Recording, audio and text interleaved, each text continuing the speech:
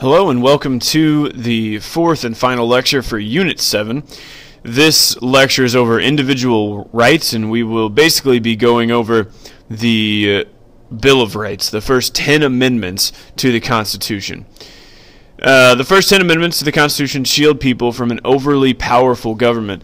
These amendments are called the Bill of Rights. This is another way that you can see that the framers of the Constitution were kind of fearful of a government gaining too much power, or a government taking things away from the people. So the Bill of Rights guarantees people certain personal liberties and privileges. We start, of course, with the First Amendment, and it has these 5 basic freedoms that every United States citizen has, and that's kind of what they want to put in here. All you have to remember is that James Madison is writing these, and James Madison is concerned about writing a Bill of Rights because he's afraid that if he doesn't include something, then the government will use it against the people later on.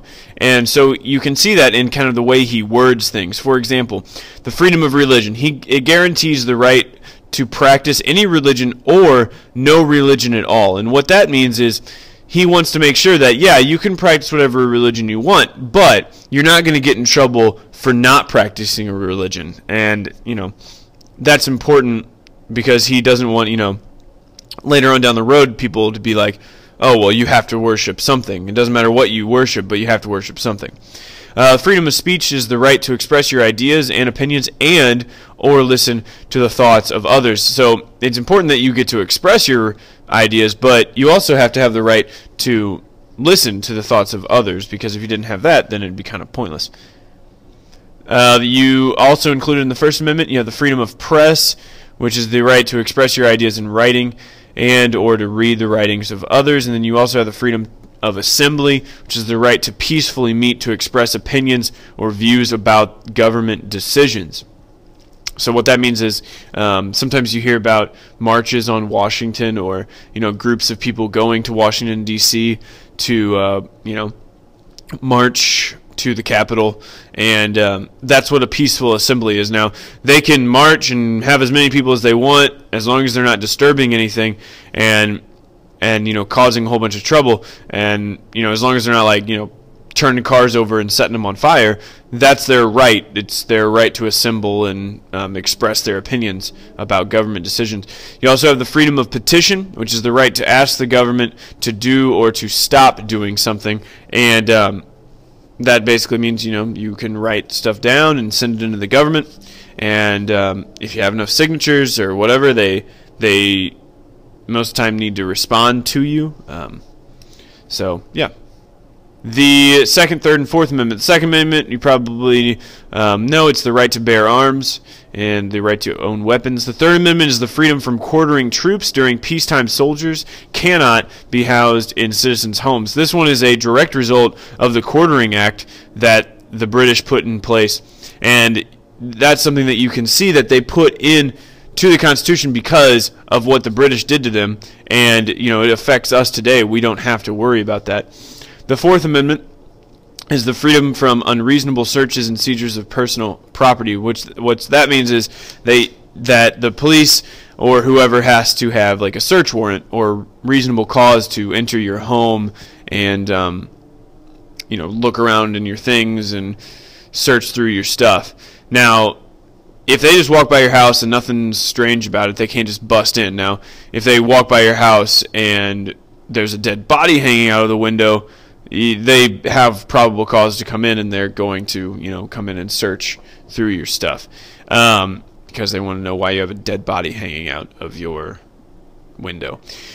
One thing that we kind of talk about here is what happens do we add amendments? Do we take them away? Do we delete them? What happens? When you look at adding things to the Constitution, or taking things out, you do not remove amendments. You do not remove things. You simply add things that cancel other things out. For example, if we for some reason thought that it's a good idea that United States citizens need to house troops during peacetime, we would have to add an amendment to the Constitution that said the Third Amendment is nullified or canceled out, and that one doesn't count anymore, and this is what we need to do now.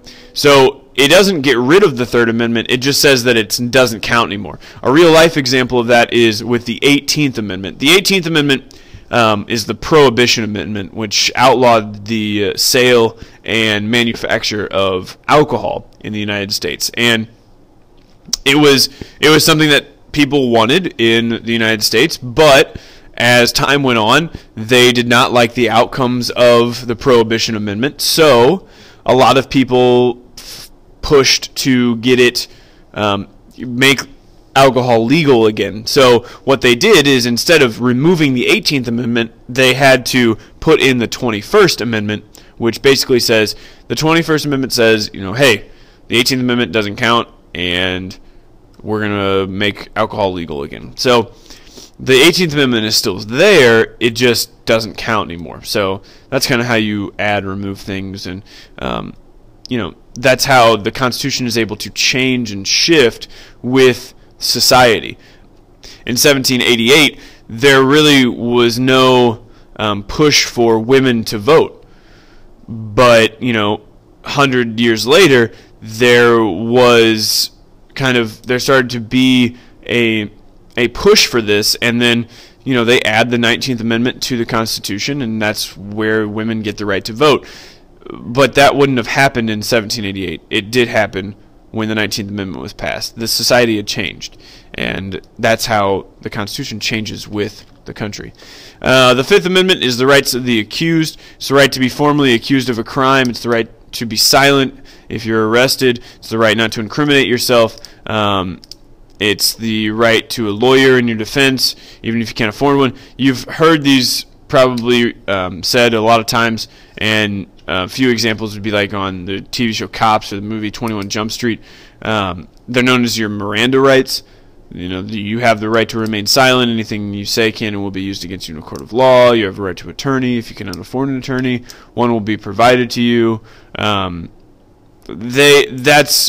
You have to be read those rights now, and they're called the Miranda rights because of a Supreme Court case where this guy sued the police because he wasn't aware of his rights, and he didn't think that was fair, and then the Supreme Court agreed, so now everyone has to be read their rights, and they're known as the Miranda rights. Also included in the Fifth Amendment is the right not to be tried twice for the same crime, which is double jeopardy. So you cannot be tried for the same murder of somebody twice. If you're found not guilty once, you can't be put back on trial for that same murder. Now, if you murder two people, obviously you can be tried for one and then the other, but not the same person twice. Right to due process of law. You can be punished. You can only be punished for a crime only after receiving a fair trial. You can't just be. They can't just say, "Oh, we're arresting you, and now you have to have 5 years in prison without a trial." That doesn't make any sense. The Sixth Amendment is the right to a speedy and public trial. It's a prompt or quick trial by jury. Right to know what crime you are accused of, and you have the right to hear and question all witnesses against you in a trial. They can't just say, "Oh, well, Billy over here saw you do this," and then they're like, "Oh, well, but Billy can't come to the court and say that because Billy's not real." It's not really how it works. Billy has to be real, and you have to be able to see him in order for them to count that as a witness, and that's your right as an American citizen. The 7th, 8th, and 9th Amendments. The 7th Amendment is the right to a jury trial in cases that involve money or property. The 8th Amendment is the right to have reasonable bail. Government is forbade from giving or issuing cruel and unusual punishment. Like they can't sentence you to death for littering. Like that's kind of cruel and unusual. Like. Yeah.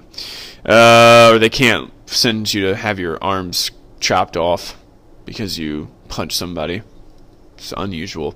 The 9th Amendment is another example of how James Madison is a very intelligent man when he's writing these and wants to make sure that everything is going to be taken care of. It basically says just because it is not listed here does not mean that the people don't have the right to do it. For example, getting married, getting a job, working anywhere that they are qualified, having access to school. There's nothing in there that says anything about school, but you still have the right to access a school. They can't stop you from going to school. The 10th Amendment, any power not directly given to the national government or specifically taken away from the states belongs to the states. And we've talked a little bit about that already. But basically, you know, for example, speed limits. Speed limits aren't mentioned in the Constitution. So if they're not mentioned in the Constitution, whose responsibility or right to control them is? That's the states. So those are individual rights, and that is Unit 7.